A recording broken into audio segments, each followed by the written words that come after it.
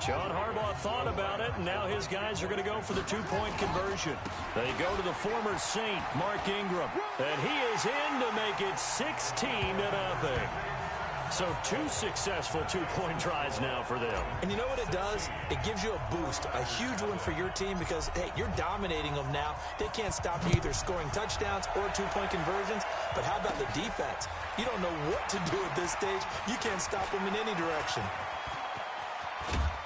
And he'll return this one all the way onto the other side of the field. In just about every special teams meeting, there's a discussion with the punter about his importance. Why? He can flip the field for your team defensively, move it deep into their own territory, or if you're backed up on offense, then he can hit a big punt and change field position and help his defense. In this case, though, field position got flipped by the return team. You can do it so many different ways on special teams. Matt Breida out of Georgia Southern now in his 3rd year in a 49er uniform. He was tough to keep off the field last year. Very good yards per carry. 5.3 on 153 attempts.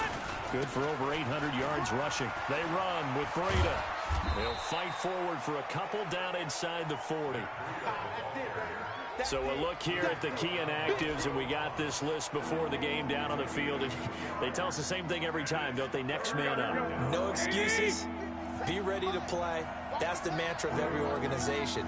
The key is having guys on the roster who are capable of filling in and playing at a high level. That's when you know you've drafted well, scouted free agents well, and stocked your team just the way you're supposed to.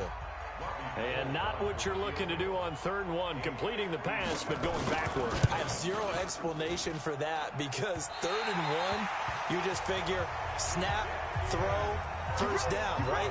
Easy play. But end up losing yardage on it. That's hard to account for. Was a kicker from that distance, 56, 57 yards. So many things you got to worry about, but I am a little surprised he didn't get it there. Yeah, with the way kickers are nowadays, we're surprised anything under 65 that it doesn't get at least to the crossbar.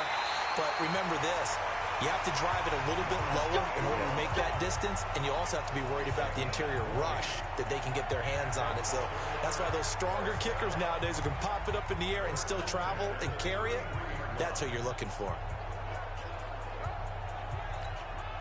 So they'll come up 1st and 10 now from the 33. Now it's Ingram. They juked him. A look there at Ingram's numbers from a week ago. 15 carries, 111 yards. And the way they ran the ball last week has to bring a smile to the faces of the entire coaching staff because not only are they seeing a back pile up yardage, they're seeing an offensive line in sync, and that bodes well this late in the season. Jackson's throw on target to Willie Snead. And brought down, but not before they get it inside the 10 to the 7. 19 yards to pick up there. Move the chains.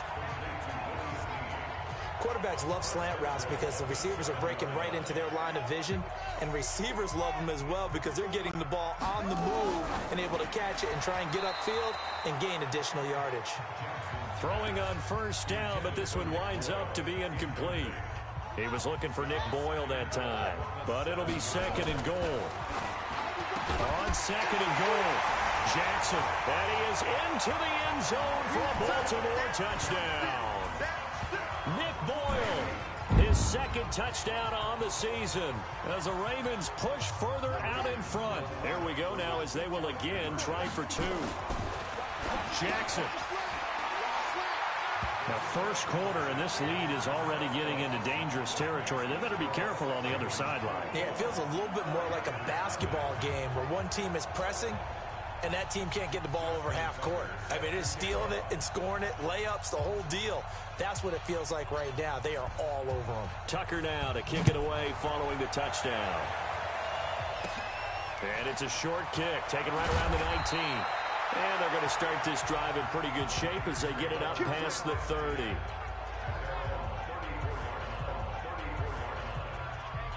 San Francisco 49ers, their offense filing back onto the field. This team got a huge win, Week 12, against Green Bay in front of the national audience on Sunday night. Now 10-1. Remember, they got off to the 8-0 start, then the loss. Now 2 wins in a row to get to 10-1. And if the season ended today, folks, the playoffs would run through Santa Clara in the NFC. Garoppolo going to bring the Niners up here 1st and 10 at the 34. They'll start on the ground with Breida. And he will lose yardage here to the 31-yard line. A loss of a full 3 yards, and now it's 2nd down. And this should be the final play before the quarter ends.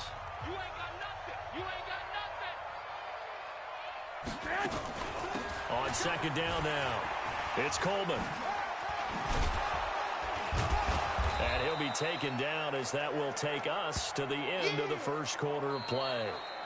We are in for a good one as we're through one on EA Sports.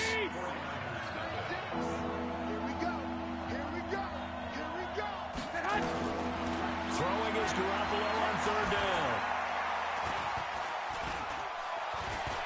Now he'll go deep down the middle. And that will be incomplete. Well, they weren't scared to let it fly, but it falls to the ground and brings up 4th down. And attempted a deep ball there, and they didn't get it. But, boy, they're going to need a few of those to actually hit in order to get back into this game. Good thing they do have a little bit of time here still left in the contest. Decent-sized deficit, but not one that they can't manage.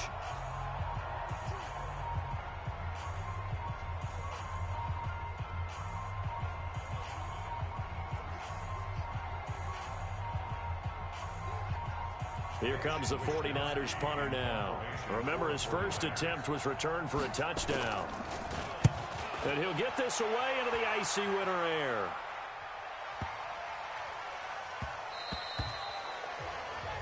And that one hits at the 7, but bounds into the end zone, and that'll be a touchback.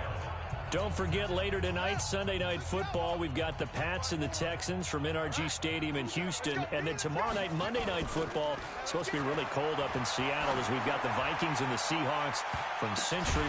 He's got a man, complete. And